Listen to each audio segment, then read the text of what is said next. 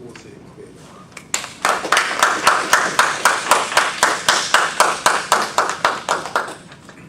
Thank you. I hope I have enough time left for my talk, Walter. I only took up. I want to thank Walter for profiling me as a typical academic, but I'm not. I'm a freak of society. I shouldn't be here. I was a beneficiary of the civil rights movement and the movement towards affirmative action and getting the working class to the university, so I benefited from that in the farm workers movement, and frankly I did not have the grades to compete with the top scholars to get into Berkeley, but they said we need more Latinos, and but once there I went through 12 years of very tough graduate education. I took quite a beating getting it, but I learned a lot, particularly critical thinking, and that's the reward I got for 12 years of torture in grad school. What I found is that academics have become industrialized in this country. Everybody's on a fast-moving conveyor belt, and they have to keep producing. And sometimes it's not the intrinsic worth of what's produced, but putting it in a journal that specializes in that area. And if you look at what the production of most historians is, it's very specific, very specific. Very few historians are now looking at the broad picture. In fact, historians have defaulted on understanding the broad picture of human history and have left it to other specialists. And so, for example, I use the films by Jared Diamond a lot in class about what are the elements of geography that allowed conquest throughout the world by the European nations. There's just last night I watch Bill Moore's a lot. That's a PBS program that interviews a lot of people away from sports, entertainment, intellectuals. He was interviewing Edward O. Wilson for I don't know how many times. Edward O. Wilson is a biologist. He studies ants, or used to study ants, and he uses his knowledge from the study of ants to study human society. And he has looked at the environmental devastation of the earth, and basically he's saying that we need to turn things around. Jared Diamond himself has produced a subsequent video called Collapse, the collapse of civilization, and how we're about to suffer another collapse if we don't turn it around. So there are, if you want, I didn't bring a bibliography, but both on terms of the ecological disasters we're facing and the capitalist crises of economics that is destroying human beings and human lives, there's an incredible amount of literature. Bill Morris has also interviewed, the interview with Edward O. Wilson was Charlie Rose. Another person that interviews these individuals, talking heads, is Bill Moyers, and he's done quite a bit. If you go to Bill Moyers online and on his website, there are all the interviews that he has had over the past years, and they're all about. He's institutionalized, but he's a radical institutional, and so he sees all the inequities in society, and you can go there and get plenty of evidence on what's happening to society. So this is the premise that I'm starting from, that we are facing ecological and economic disaster on Earth, and that they're interrelated. Because the news media is part of what I call conquest ideology, meaning that you use propaganda to trick people into believing what is not true. Most people don't want to, either don't know about what's happening or don't care. And one of the things that happens with societies once they become established, as ours have, is that they develop a momentum that that is very difficult to stop. So that when you get, for example, in this case, there's Naomi Klein is busy giving interviews. She developed the idea of disaster capitalism, in which capitalists go into disaster areas like Katrina and make money off of it. Now she's got a new book that basically the message is, in order to stop climate change and save the world, we have to stop capitalism from this. So she's linking it up. So my ideas are not necessarily my own. One of my gifts that I acquired at Berkeley was the ability to synthesize material and to take a whole systems approach to any problem that I'm studying. Whereas the tradition in America is to leave analysis to specialists in the system. So there's somebody studying how to market cars better. There's someone studying how to make better engines. There's someone studying how to get undergraduate students to do better work. So we have evolved into a society of specialists, and we're all siloed from each other, although we're following basically some basic rules. And what is happening is that one of the economic analysts that I caught on TV last night was saying, there's no way that the auto industry is going to change its model of business, of making profits. There's no way. So you can talk about getting ecological and making more ecological cars, but that's just a fraudulent scenario, because they want to make profits and they want to sell millions of cars in China. And so we know that once the Chinese get their cars, it's over. There's nothing we can do to change it. So in order to save the world and in order to change capitalism, this person said, in order to change the auto industry, we would have to do a complete restructuring of the auto industry and change the principles on which it operates. And I'm saying that what he's saying about the auto industry is exactly what we need as a society in the United States, but especially as a species on Earth, because now we are living in a global village. Everything is interrelated. There's no way that we can escape movement in one section of the globe, whether it's economic, political, or viral. I mean, look at the scare that Ebola has created here. And the news media is running away from it, so now we're all in it. Spaceship Earth has been reduced to a real tiny little spaceship, and it's super crowded. Part of the reason why I don't fit into traditional academia is that I do look at the big picture. And you can only get published looking at the big picture in journals that are not historical. You know, it's not, the historians are so focused on their little thing that it's impossible.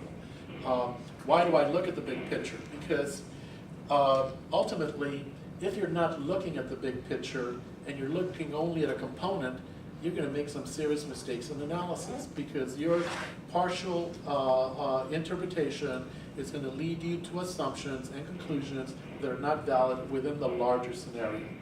And I also was born, or I got from somewhere, I remember being a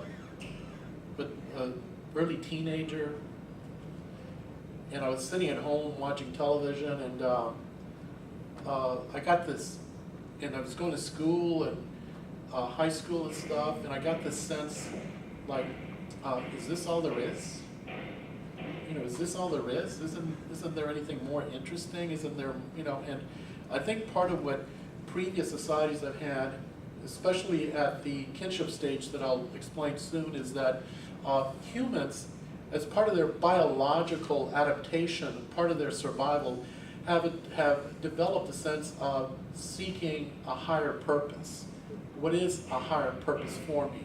Is it just to hunt and gather food and go home and eat it and then throw out the garbage? That's what American society has been reduced to, is basically such materialism that we are being asked to satisfy our mental needs with entertainment and our spiritual needs with consumption. No one gets shocked, for example, to say that American society is a self-declared consumer society. think about that for a moment. What does it mean to be a consumer society? For most people, it just means, hey, I just got to get enough money to get my stuff. That's all it means. They're not thinking about what are the implications when a society labels itself proudly that it's a consumer society. What's it consuming? Why? For what purpose? We're into an era of blind consumption. And there's no stopping it, there's no going back to. In the kinship stage that I will look at, they used to have what's generically called potlatches. They would be huge feasts, and they would gather all the food and gather and have a big party, and they would commune with the gods, etc. But then they would go back to their hunting and gathering normal ways, and this was an exception. We are now into the most gigantic potlatch in human existence. We are eating the world, we are consuming the world. And so that's what I'm here to talk about. How do we get here? I'm interested in how we get here. Edward Wilson right now, the interview, he's produced a series of books. For example, one of them was, what about the future? What's the future of mankind? His latest book is, who are we? Who are we as a species? So there are scientists and thinkers who are thinking now at what I would call the level of species consciousness. And that's a level that historians, sociologists, and other people rarely think about because they're so busy in their siloed disciplines that they never put together what they're studying with the larger picture of the human species. And so my approach to history and to anything I analyze is that I'm talking about the history and the experience of the human species on Earth and its relationship to the environment and the social relations that the human species has established for its subgroups. And so I look, when I teach, for example, the history of Europe and the world, Renaissance to World War II, I look for universal patterns of human thought and behavior that I can connect that experience. When I teach colonial Mexico, colonial Latin America, I look for universal patterns of human behavior that reflect the universal patterns and then can be used to compare patterns in, for example, modern United States. What is the relationship between racism in colonial Mexico and racism in modern United States? You can do a comparison. What is the relationship between the rich and the poor in colonial Mexico and the rich and the poor in modern United States? You can do a comparison. You can take any topic in any society and find a comparative basis for it elsewhere. And that leads to the larger conclusion. So I'm into promoting species consciousness. For example, if I asked you, each one of you, what is your primary identity? Very few would say human being. Your first identity for most people is I'm a woman, I am a professional, I am ethnic group, I am I'm one of the subsets of what a human species is.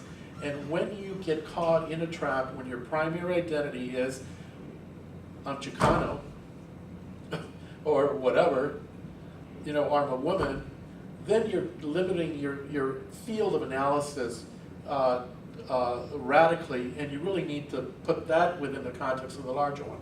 So my thesis here is that what has happened here, what is happening to the human species and the Earth, have their deep roots in human history, and that those deep roots go back all the way to our origins as a species. And so I'm going to talk about three modes of production. Eric Wolf started out as an anthropologist, and he wrote an incredible book on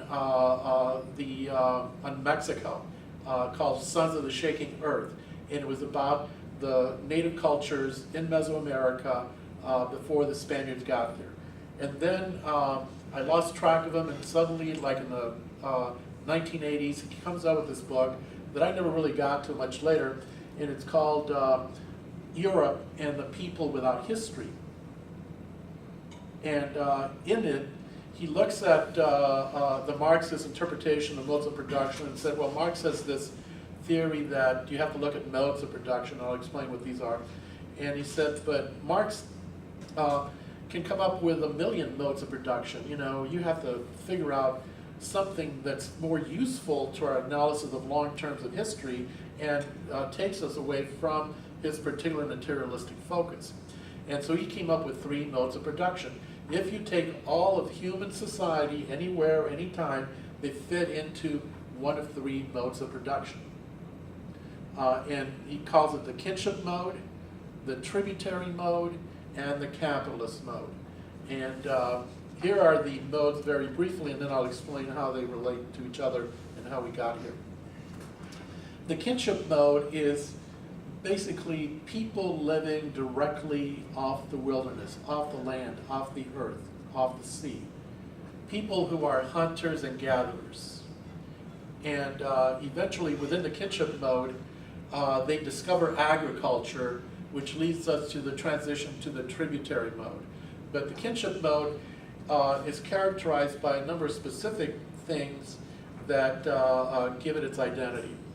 One, the direct living off the land. Another one is, for example, when you're directly living off the land and harvesting, you're basically low tech. It was a marvelous invention to discover stone points for arrows and spears and stone hatchets and stuff. And for them, it was transformative because they could now kill large animals and move to the use of meat as an energy supply. But that's low tech. And in the kinship mode, what you have is 3 sub-levels of organization. One is the band, which is really an extended family, no more than maybe, 150 people. It's a little small clan of grandparents, parents, children, and then brothers and sisters at the parent level. And so they operate on Earth in the environment. There's no high tech like we know it. And when they reach, and because they're harvesting the environment, when they reach a certain population size, they must break aside and make another band, because they cannot live off the land that they originated in, because they're going to harvest it. So the mode of production, and what they're doing mostly, what is the source of energy here for getting food? It's mostly human muscle. It is human muscle. And only gradually do we move to non-human animal muscle to create other sources of energy. It's useful to think of the whole Earth as a whole energy system fed by the sun. The plants, only the plants can do this. The plants transform solar energy into a kind of material energy that's inside the plant. The plant is energy. The plant stores energy. And then humans eat berries and nuts and other things that they harvest. That is, I'm eating energy. The energy from the sun has become material in form. I'm eating it, my stomach digests it, I get the energy to do things. Animals, when we like to hunt animals, fire was the domestication of fire was an incredible technological leap, because fire pre-digests the food and allows us to have small stomachs. And so we don't have to have the multiple stomachs of a cow or some other large animal to digest grass or whatever stuff. We can burn it, and it becomes digestible. And fire has been credited with an explosion in the size of our brains to make us more mental. So one of the things that has happened is that humanity has slowly developed technologies that are focusing more and more increasingly on the exploitation of the environment, and really the goal is extracting energy. It's energy that we're extracting. So when you imagine that you're eating food, you got to imagine you're eating energy in capsules or whatever form.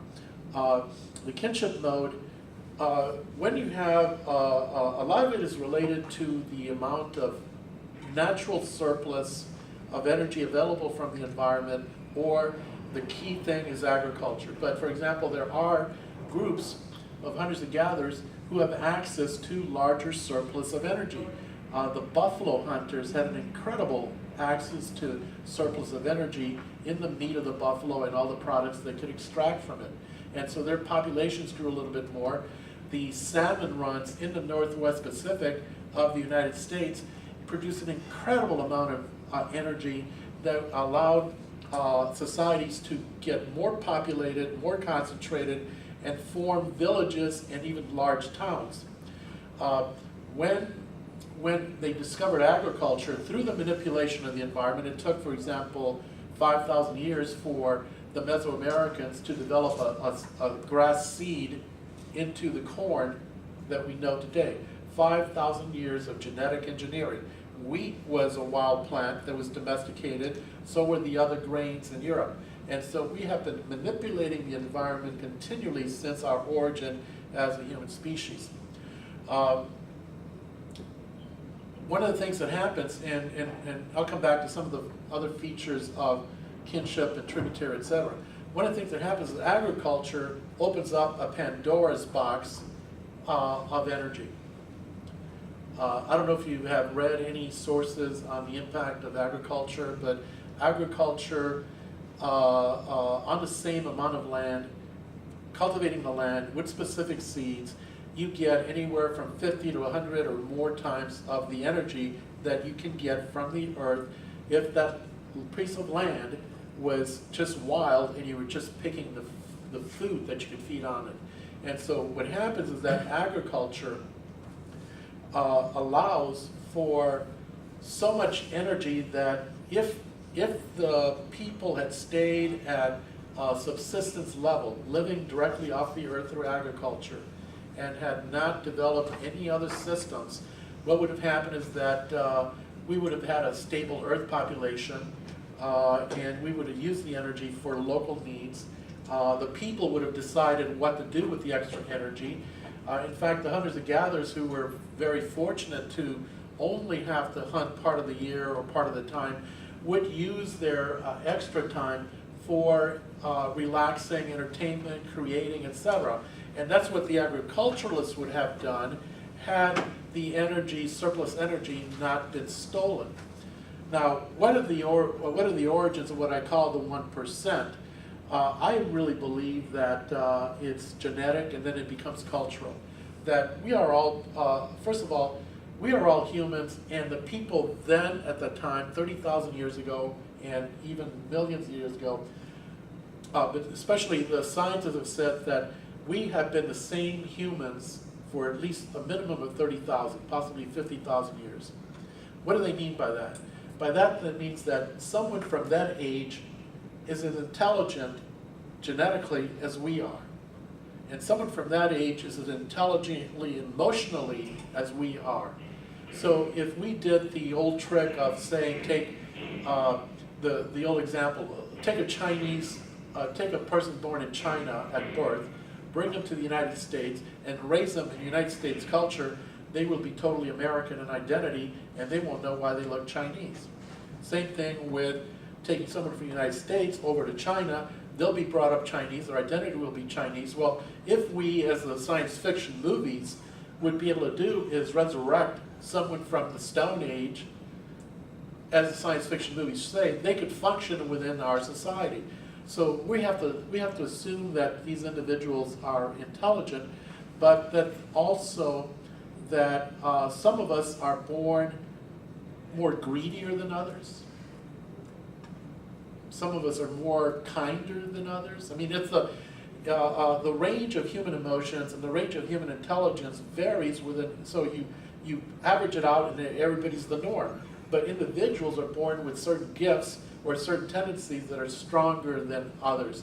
And so what you have is the emergence of what I would call basically selfish, greedy individuals who existed already in the kinship mode and find the opportunity to gain power over the surplus production resulting from agriculture.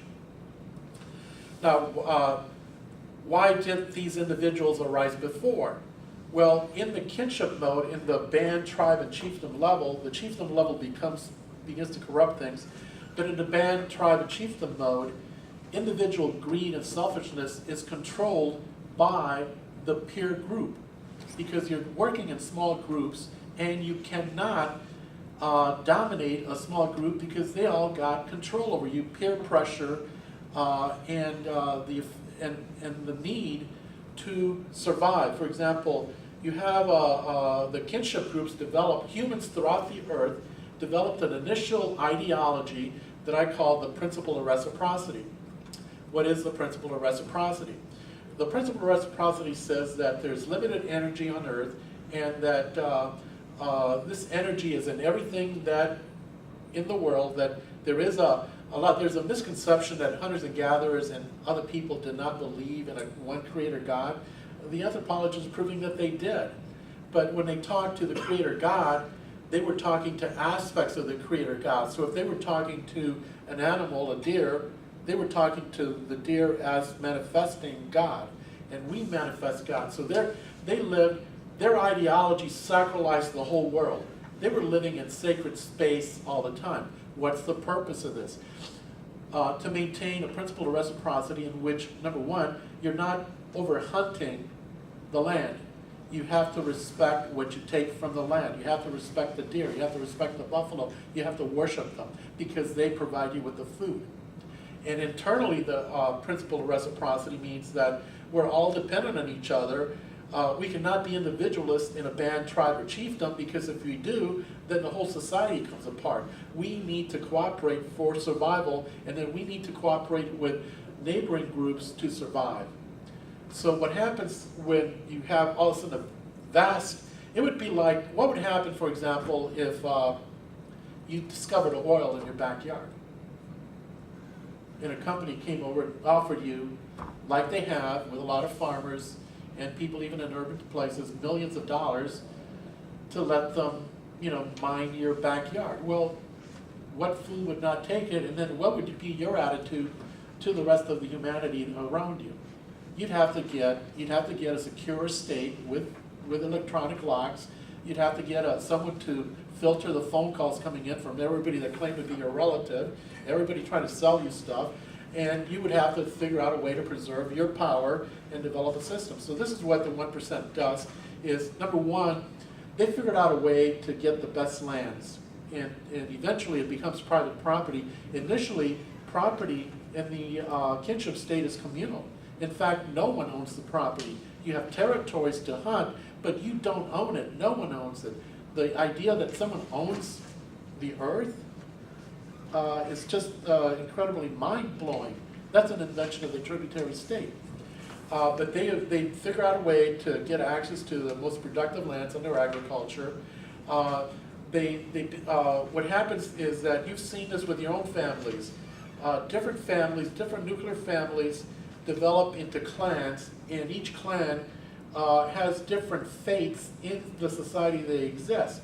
So for example, there may be a family of Smiths, and Robert Smith founds a family that becomes professionals and wealthy and they're rich. Billy Smith, or Billy Bob, founds a family that is starkly poor and has a different trajectory. So now, later on, when it comes to deciding who's going to have power in the Smith family, in that society, well, it's going to be the rich. And so now you have what the 1% develops is the idea of lineages. I descend from this hero who deserves to have founded the society. In fact, they founded it, and now I'm the heir. I deserve to rule. And then they distort the harmony ideology that we're all in it at one time, and we're all looking up to the same God. Now the 1% says, my lineage God, my family God, is more powerful than your family God. So therefore, I deserve to rule. And what you have, this begins to happen at the chiefdom state, where agriculture is abundant, and the chief is managing a larger population. Trade begins to develop, and trade becomes a source of wealth in itself. So now you got a marketeer. Now, in the chiefdom stage, you're still in the kinship stage. They still subscribe to the ideology of harmony, to the principle of reciprocity, but it becomes distorted. Because now it says, I protect you, I give you but you pay me tribute. And that leads to the formation of the tributary state. They're still paying lip service to harmony ideology, but now the leaders are getting the 90% of the wealth, and the 99% have to live on 10% of the wealth. What they then do is that because the population is increasing, it's important that the 1% form towns and cities. Why? It's not a natural development. They want towns and cities because now you've got labor, human labor, which is a source of a lot of energy, concentrated in one location, easily managed.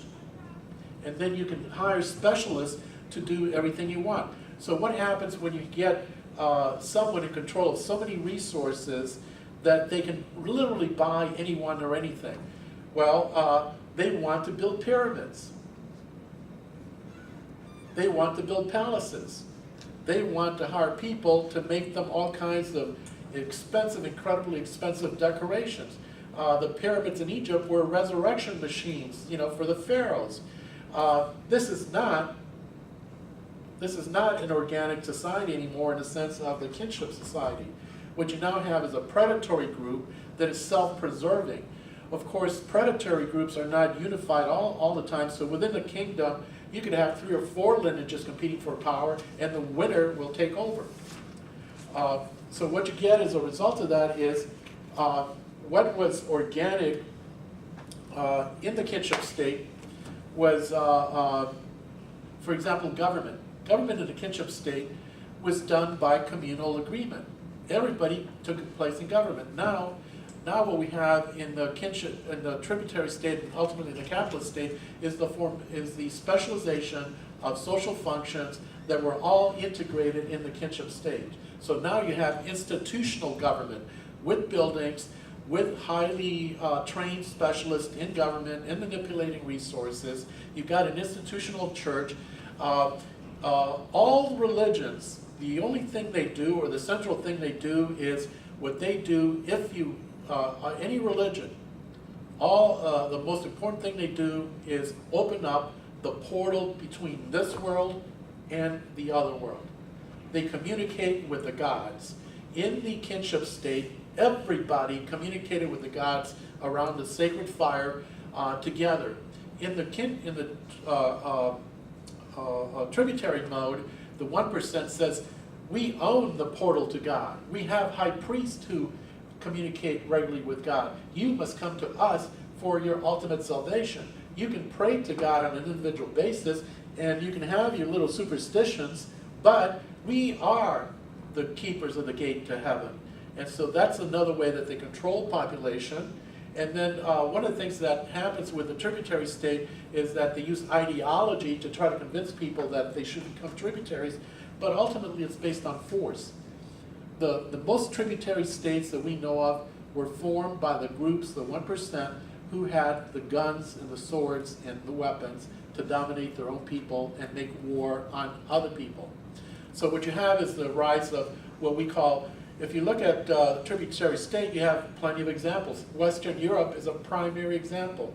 You have from bands of hunters and gatherers to tribal peoples to chiefdoms in Europe to kingdoms. So now you have the King of England, the King of France, the King of Spain, and they're all, number one, exploiting their own people and conquering other people. Once you get a kingship, once you get the initial stages of empire, they cannot stop.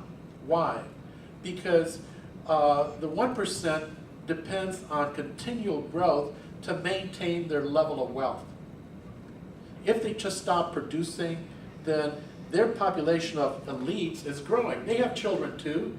They want to pass wealth on to their children. I've got 5 children.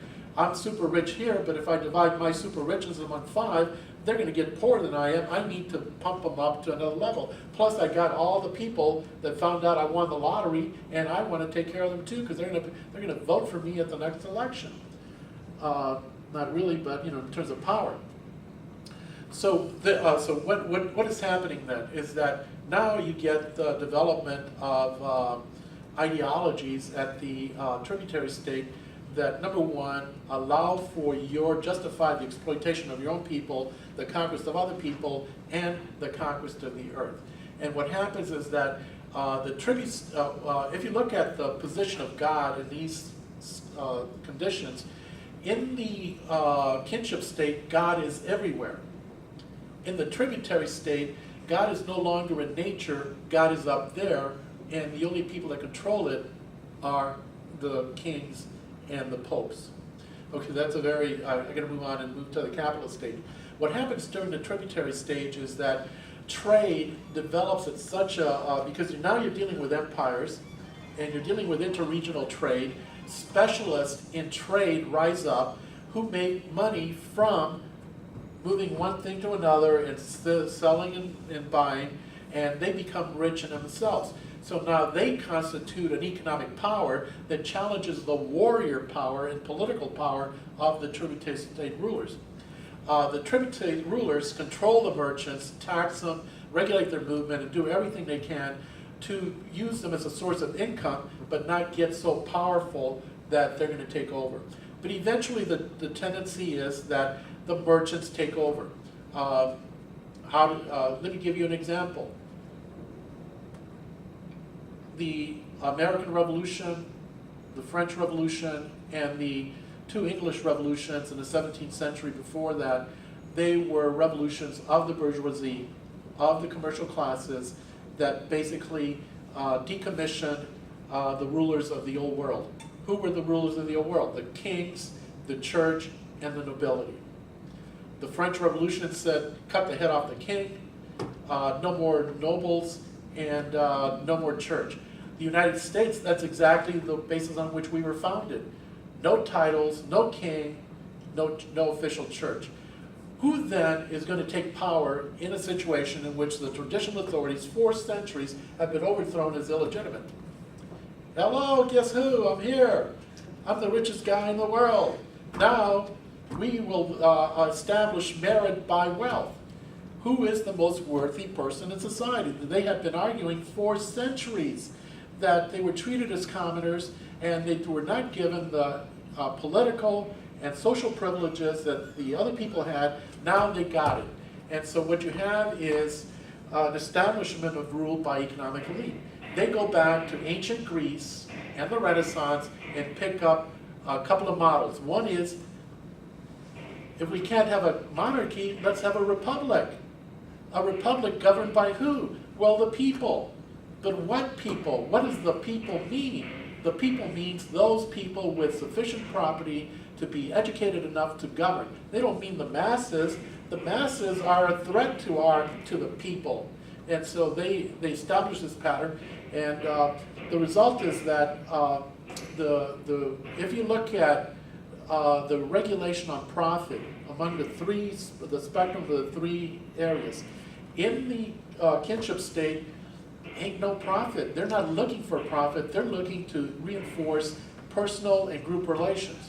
In the tributary state, the profit is harvested by kings and warriors in the church, but they're not producing anything more than the peasant is producing. They have to steal from the peasant and the craftsman and the tradesman to get wealthy. And greater production is an accident of the market. In the commercial stage, in the capitalist stage, what happens is that the profiteers decide we can't be dependent on a group of peasants anymore or static. We need to take over the means of production. So this is what Wolff says, the means of production is core to defining each one. In the kinship stage, the means of production is human labor organized by the community for communal purposes. In the tributary stage, the means of production is still human labor, now supplemented by domestic animals and minor technology, but the wealth is going to the kings. In the capitalist stage, you don't need to be in any one particular area at all. The bottom line of capitalism is that it has turned the earth into a platform of production. It is no longer limited to a specific population to get its labor. We can go all over the world and get the cheapest labor. At the capitalist stage, and we have reached this through greater and greater invention of technology that exploits the earth and makes available earth resources on a global factory basis. So that natural resources are coming from all over the world, labor is all over the world, technology is coming from the major developed countries, and capital is centered in the major centers of power in the United States, Western Europe, now China is rising up. The result is that the capitalists, they have lost all sense of responsibility, number one, to the earth. They don't see themselves as earthlings. They don't see themselves as operating within a closed global ecological system. They just see an opportunity of dead material that we can mine so we can lop off mountains, exploit the fisheries, do anything. This earth is a mine to mine for our personal wealth, and to the extent that we need human labor, great, let's go out and buy it, because the humans in this society no longer have independent means of subsistence. They can no longer feed themselves. You have to go to the supermarket to get food. You have to have money. We are all proletarians. And the result of this is that they are blindly seeking to make profits without thinking any consequences at all. So they have, and you and I, let's get down to brass tacks. You and I are factors of production. I mean, there is a little bit of human relationships. We get networks, and in America, you still get a job by who you know. But very often, who you know comes from what class do you belong to? What racial group do you belong to? How much money did your family have? But in the naked functioning of the capitalist system, even that is worthless, because what it is how much is a human being in the production system. And I want to leave a little bit of time for questions. I think I've used most of the time, but I just want to say, for example, you see it right here at Wayne State. Wayne State used to be a public institution with a mission of educating the people of Michigan, and the tuition was paid primarily by the government of Michigan. At 1%, 10 years ago, the state of Michigan paid 80% of the tuition of students going to Wayne State. Today, it is exactly the reverse, and so Wayne State is essentially a private education system, and the average student coming out of college today owes $26,000. And if you look at Wayne systems, for example, I use Blackboard, wonderful device. I just noticed yesterday there's one of the booksellers had as an icon in the Blackboard system. It's a publisher.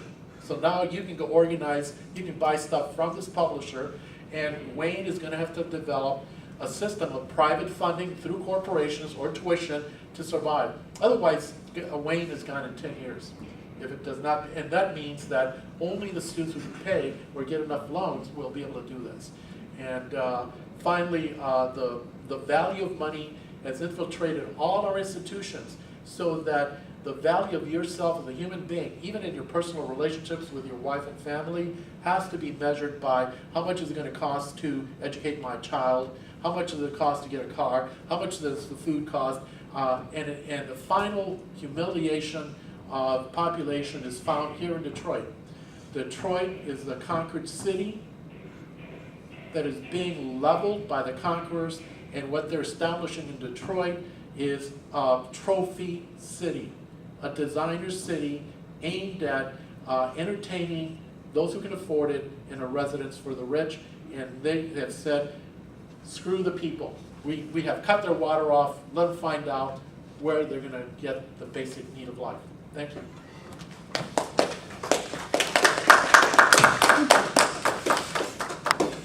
Again, I'm sorry I left so little room for questions. Still have time. Yeah, we still have a little time, so if anybody has any questions or comments, or if you have an alternate interpretation, I'd like to hear it, because I think I'm open-minded enough to understand. Yeah. I'm reading a book on ancient Egypt right now, and what you say when you mentioned Egypt was quite simple, because the elites of ancient Egypt, they they basically proclaimed themselves gods, and they got themselves eventually. Really, they just let the rest of the population virtually fend for themselves while they took all the resources and put it up at the top. So it really works for what you're saying. It really works for ancient Egypt. I mean, ancient Egypt is just the elites got everything. Yeah, and see, and that's what I'm saying, is that the pattern of human society is that. So my theory about, I base it mostly on the study of the Western sphere, but I've looked enough at other societies throughout the world to understand that what I'm seeking to establish is the universal pattern of humankind, and that again, I don't glorify the people in the kinship state and the bands and tribes. They had a really great. Their ideology was a functional ideology of social control. It was not some pie in the sky ideology about we're all brothers, we're all sisters, let's get together, let's respect the earth. They did not do that because they felt really good about where they were. They did that because it was crucial to their survival. We have to respect each other in order to survive. We have to respect the earth. And they created an ideology which is really the what Wilson and what archaeologists and archaeobiologists are saying is that we are the product of millions of years of genetic adaptation to our environment. And within the last 30,000 years, something dramatic has happened to change that. And now, today, within the last 200 years, we are challenging the very makeup of our own genetic makeup of the species. In such a blink of an eye, we are reversing and interfering with the product of millions of years and thousands of years of constructed society once we've gotten out of the hunter-gathering stage. And so if you look at the growth of technology, it's a flat line, slowly rising for most of human history, and all of a sudden, it's gone like this. It's right now, in terms of development of technology, we're skyrocketing. And so are the profits of the 1%. A couple of economists presented at one of these bills. They have a book called Winner Take All Politics, and they showed the graph of wealth that's happened within the last 30 years, and the wealth of the rich is off the chart. They could not even get the upper wealth because they could not measure it in terms of what we have. And so I try to be optimistic. My main optimism is that human beings are so flexible, so adaptable to so many types of conditions. We have lived on ice. We have lived during the Great Ice Age. We have lived in the tropics. There will be humans to be able to survive the ecological catastrophe that may or may not be coming. I think, it's unavoidable. Al Gore, a former vice president, has published, several years ago, he put out a documentary called, An Inconvenient Truth, and won a prize for it. And recently, last year, he published a book called The Future, in which he lays out what we have to do. Edward Wilson is saying we have a little bit of time, but not much. And so I think the human species will survive, but we have reshaped millions of years of Earth formation in a blink of an eye, and what's happened is that we will not be able to bring it back that quickly. It's going to take millions of years again to get us back, if ever, because Earth has gone through so many cycles that for Earth, this is just a temporary state of being. Okay, well, thank you so much. I look forward to your private communications. And, one last question. Yeah. What do you think? Are we going to cycle back to the kinship stage? I mean, what's the end game here? I believe, because I noticed if you look in sort of urban spaces, people are beginning to embrace the agrarian. Are we cycling back to that? well, we can only do that if we can stop the machine. And it would take a revolution of the common people to hold leaders accountable, because we have to have policies at governmental levels throughout the earth that change the policies that are now involving us in wars, in massive destruction, fracking, you name all the extractive industries that are out there. We have to stop that, and we would have to stop it right now. So I don't foresee that the political leaders, look what happened to Obama. Obama went in with all the good intentions of the world, and they took him captive, and they said, no, you're going to be for war. No, you're going to be for deporting 1 million immigrants during your first 4 years. No, you're going to be for making compromises on health care. No, you're going to, everything that he said he was going to do got reversed by the money power in Congress and the people that think that there are enemies out there who, we are Americans and everybody else is our enemy, so we have to destroy them, whether they're outside of our gates or inside. And look what has happened with Homeland Security. Homeland Security has gotten practice. Since 9/11, Homeland was created. It's a military power in the hands of the federal government. It's the most powerful military domestic force we have, and it's got practice beating on people, bringing to their homes, removing them and deporting them, 1 million people during Obama's administration. You don't think that sounds a little bit, just a little bit, like what the Nazis did to the Jews?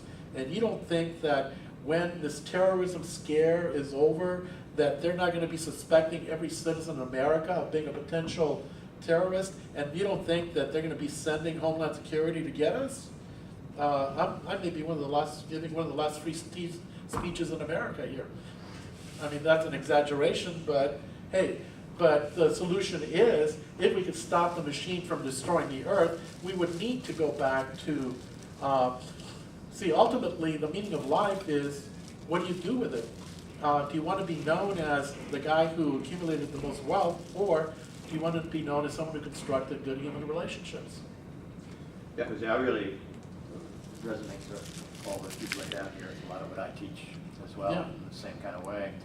The one thing I would say about the kinship system, the hunter-gatherer folk, and some of the more intact cultures that came out of that, even though they slide towards the tributary system, is that sense of respect and of a sense that beauty was to be valued for its own sake, that ultimately everything's coming apart anyway. You can't stop extinction, not that they were thinking that way, but what we now know scientifically is that everything is only going to last for a period of time.